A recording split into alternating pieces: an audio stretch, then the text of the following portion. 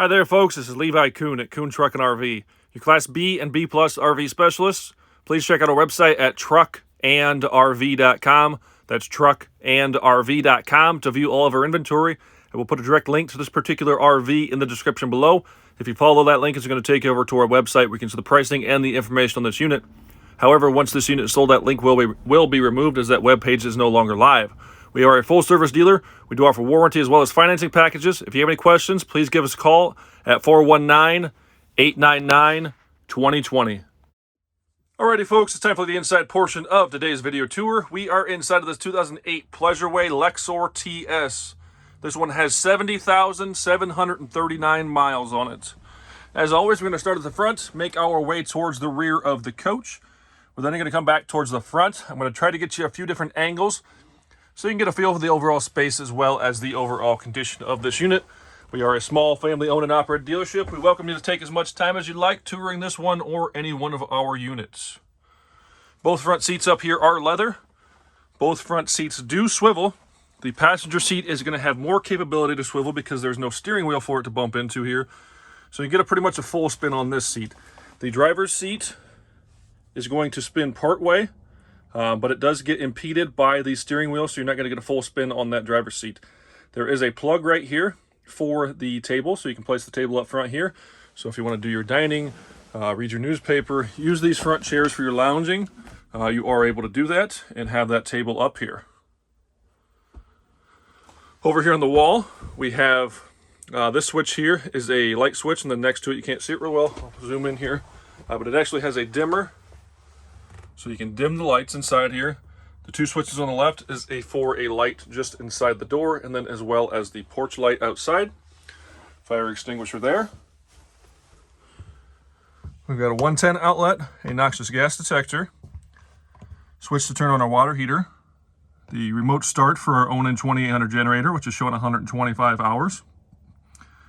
Our control center or command center. The switch here is going to turn on our water pump. If we hold any one of these buttons, it's going to light up our gauge here to show up how much is in our tanks as well as our battery charge. The kitchen is down the passenger side of this unit. Down bottom here, we'll start off here. We've got the three-way refrigerator. So a three-way is going to operate on 12-volt electricity, 110-volt electricity, or propane gas. And as always, it does have the small freezer compartment up top. The controls are right here, right inside this guy. You do have the ability to put it on auto. Auto is not going to operate the fridge on 12 volt though. Auto is going to switch you between propane and 110. Those are the two viable long-term power sources for the fridge. So it will not automatically put it to 12 volt. If you want to go to 12 volts, you have to manually push the button to put it into 12 volts yourself. A 2-burner cooktop.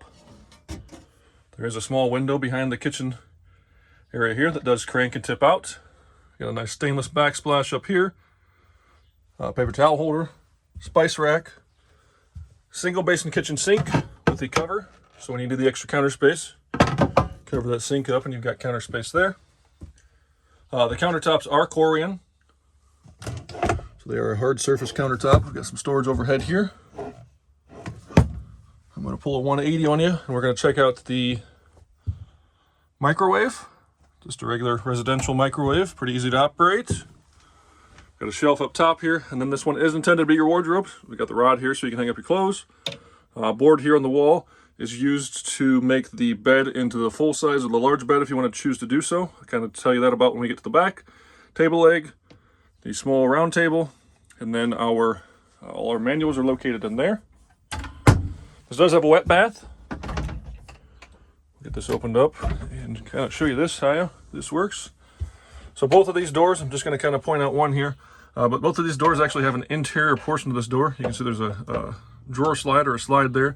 This door is actually going to slide out both the front and the rear, which is going to fill the gap here to create your privacy towards the front and the rear of your coach. There's this little knobby on here that actually swings out and that lines up and pops right in there. So it holds those doors in place while you're using the restroom or taking your shower. Shower curtain is right here. Our shower valve as well as our shower head.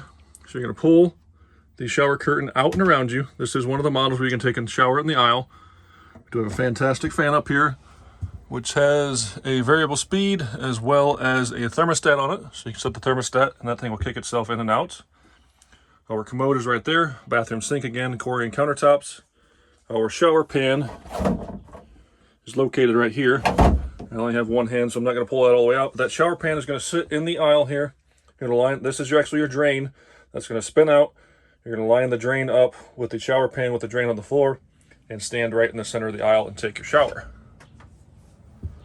And again, the front door does have this interior panel, just like the back door. The strap here holds that interior panel from sliding in and out when you don't want it to.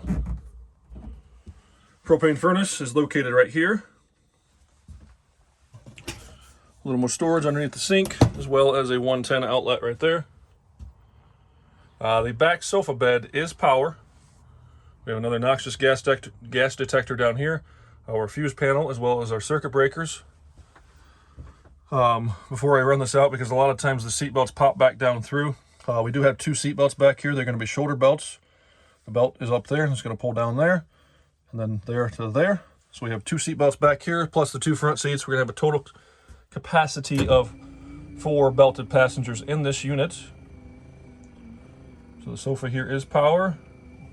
You have to run it forward and then lay the bed down.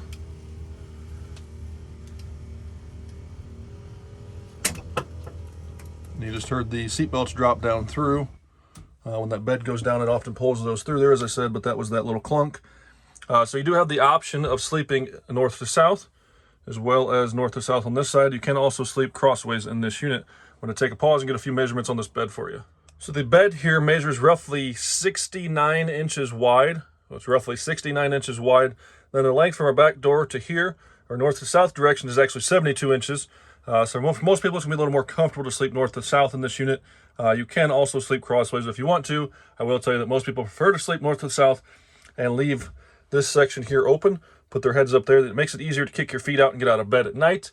You can, as I mentioned, that board in the closet, you can place that board across here and then use your smaller back cushions to fill this in to create this one large bed. Again, most people choose not to because it's easier to kick your feet out and get out of bed when that's open like that.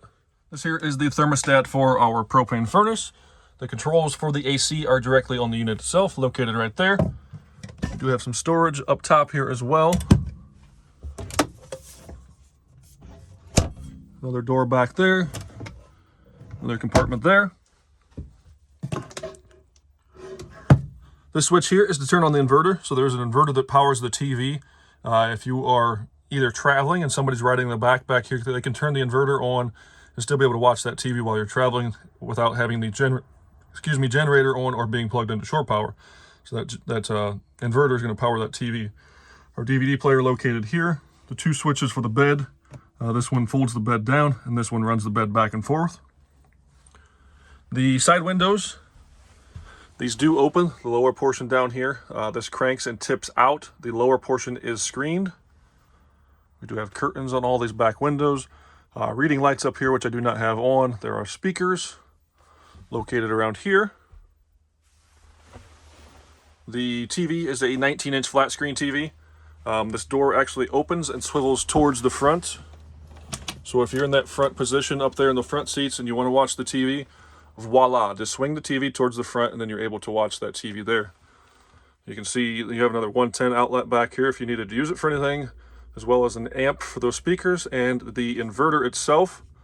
The TV antenna on these is actually amplified. To turn the amplifier on for the TV or for the TV antenna, you have to push that button in and the green light comes on. That puts the power to the antenna to amplify it so you can get a better signal.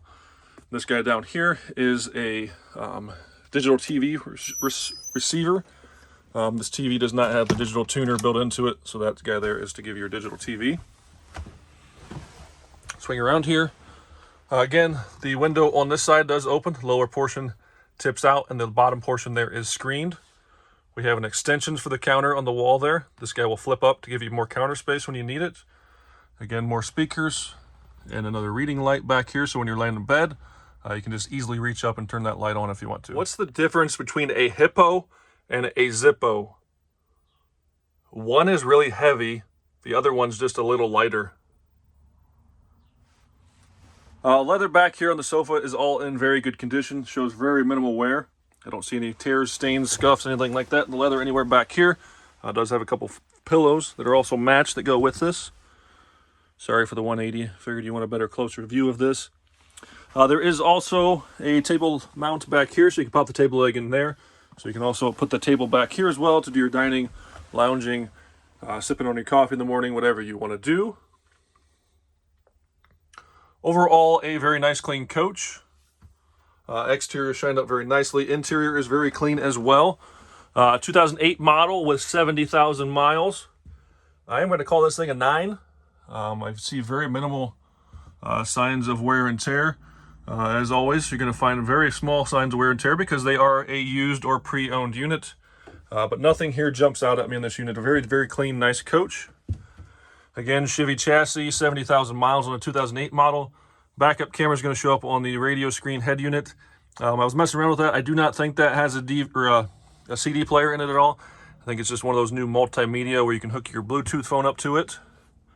You are able to turn the passenger's airbag off. USB port there so you could plug your device in if you didn't want to use the Bluetooth tow haul package. Loaded up, power windows, locks, tilt, cruise, power mirrors.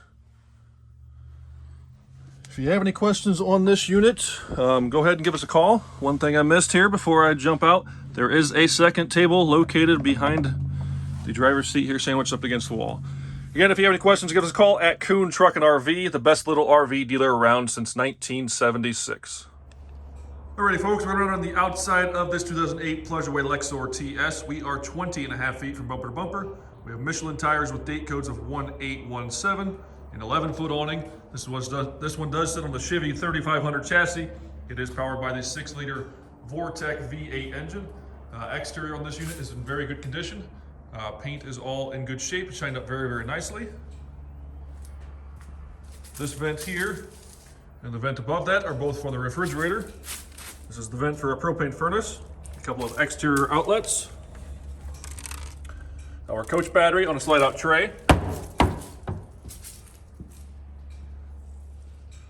Give you a good view down the passenger side of this unit. Again, paint and everything in very good condition.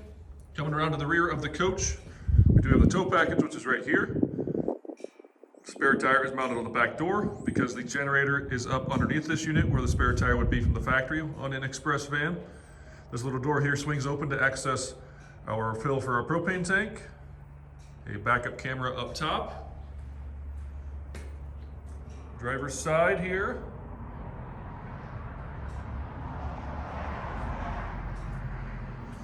Kick it off on the driver's side, we've got our water heater, sewer hose storage, city water connection, cable TV connection, and then where we're going to hook up our short power cord.